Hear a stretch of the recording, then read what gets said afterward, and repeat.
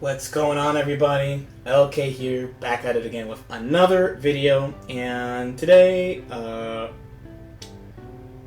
this is kind of like I don't know, some people think it's a controversial topic or whatever. We're talking about fighting games, right? It's not that bad, but I actually want to talk about whether or not you could be carried by a character. It's kind of a thing you could talk about for all fighting games.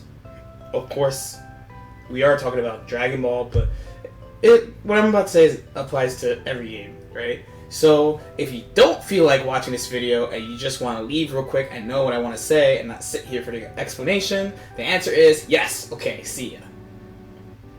Now, if you want to stay and hear my reasoning for this, then cool. So, I mean, I have Dragon Ball on, but funny enough, like, I have had this thought, so I use this line of logic pretty much. So this is an old story, but I used to play Super Smash Bros. Melee on the Nintendo GameCube. Okay, so when I started playing that game, of course, like, when you enter a tournament scene for a game for the first time, you just play who you're playing already. So I played Roy in that game for a while with my friends. And of course, as we know now, Roy is what they call a trash character. He's really, really bad. He's really bad. I won't go into why he's bad, but he's just not good. But, you know, I was like, you know, I like him. He's good enough. Like, at that time, he was kind of like mid-tier. He's good enough. Like, I think I'm pretty smart. I could do it, right? As I learned about the game, because that's a game where execution is a literal barrier to playing the game, right? So, as I learned how to play the game stuff, I saw improvement. I was like, oh, you know, like, he has these little good things about him. Like, this is fine. Like, I could do it. And then I started getting counterpicked. And I instantly started doing worse. And people didn't even play the character that they were counterpicking with. That's how bad it was. That's how bad. And after getting counterpicked for like 3 months or so, I was just like, alright, this is it. Like, I gotta make a choice. Am I going to keep on playing him and keep on getting counterpicked, or am I gonna switch to a character that's literally him, but so much better than him that, like, he still wins today with Marth, right? So I switched to Marth. I saw immediate results, and that you could just say, oh, you picked a better character. Right? That's especially if you believe in tiers, which are also real. But you could apply that the other way too. So it's always a little bit of both. When we talk about characters carrying people, usually the start would be just like the character's really good in the first place, right? The character is usually very strong, has very strong tools, and it usually, people complaining about like X character carries Y player, usually comes from them just hating the character as well. But those people who actually go all the way and start explaining, like, these are the things about the character that are like out of control or too good, and are able to really actually express it the right way, I think those points are pretty valid. So I obviously have my icon on Bardock, because Bardock would be probably the best place to start talking about this, right? Especially like last year's Bardock. So Bardock has so much good points that the things that people say carry Bardock players aren't even the things that actually carry Bardock players, which is why it sounds so silly when people say that players are carried by Bardock. In this game specifically, I don't want to talk about all the different games I played and all the like feelings I've had about characters or whatever. In this game, it's actually like a twofold thing. One is it's a team game. It always goes back to the base. It's a team game. So there are cases where just the strong characters have stuff other characters don't have.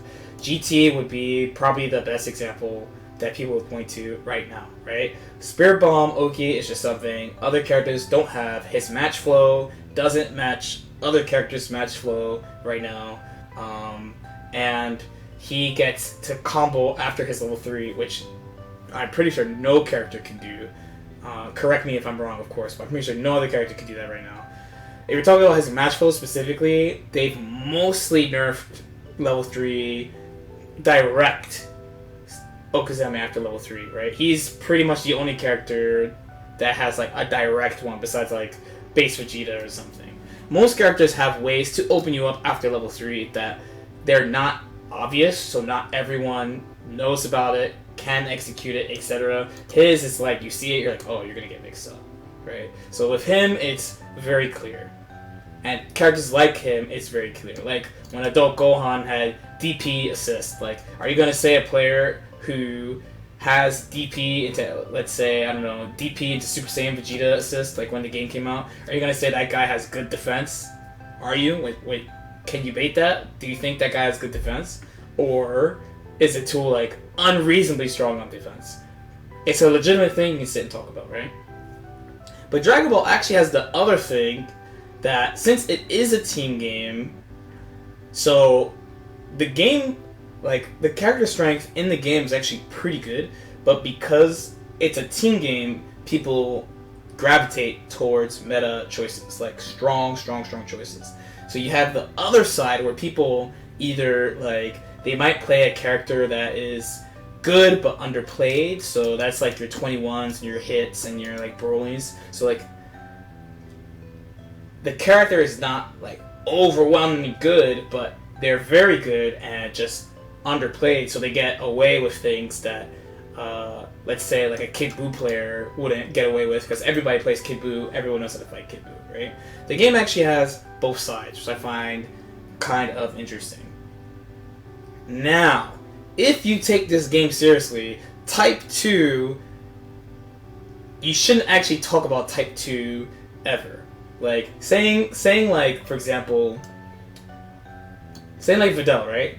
So Fidel is a pretty uncommon character, right? Saying like Jimmy next door gets carried by Fidel sounds pretty dumb, even though, you know, nobody plays Fidel, so he gets away with stuff that other people with other characters wouldn't get away with, right? That second fact is true. You could say he's carried by Fidel, but it's kind of a ridiculous statement because overall in the game, she's not considered very strong. It's much more accurate to just say, you know, people don't play Fidel, he's doing stuff that you can't actually do, and people just have to like practice against him to learn it. As opposed to like your Season 1 Bardock, or your Gotenks, or DP Assist when it was a thing, or Spirit Bomb Monkey, or whatever, right? So, overall, like in fighting games, I think it's a thing. One thing this game did do pretty well overall, I'm going to leave the icon on GT because, you know, most people would say, the thing I'm about to say next, most people would say, oh, GT Goku does this. This game has done a pretty good job of taming people who break the rules of the game. Probably besides him. Most other fighting games where people make those type of complaints, like, oh man, this guy gets carried by this character is super broken, they usually start talking about how either the character outright breaks the rules of the game, like, many characters all play like this character does this, so their game is all warped and this guy's not playing the actual game. Or the other things that people say the character is way too good at playing the actual game, which is probably like your Bardock of last year, where just like they have all the core tools that you would expect a character to have, but blown way out of proportion. It's tough to talk about this topic in a game like this too, because the game is kind of chaotic, you know, it's fast-paced, there are some, for lack of a better word, random things that could happen in the game. I think the faster the game is, and the more aggressive the characters are and aggressive the game design is, then the more chances that there are a character or characters, that break the rules of the game, or people get carried by broken characters, right? In slower games or games that are more about like establishing yourself and just positioning, it's kind of harder to make that type of character. It's possible, it's definitely possible, but I don't feel like you would hear it so much as a game like, let's say, a Guilty Gear or a Blaze Blue or a Dragon Ball. Okay, but that's my thought on that. If you skip to the end of this video specifically because you didn't think I was going to say how I felt at the beginning, yes, the answer is yes. But hopefully, my thoughts of this make sense. Let me know what you think. Do people actually get carried by characters? How broken are they? How do you feel about strong characters? Whatever. Let me know what you think in the comments. Like and subscribe if you feel like it. And I'll see you next time. Peace out.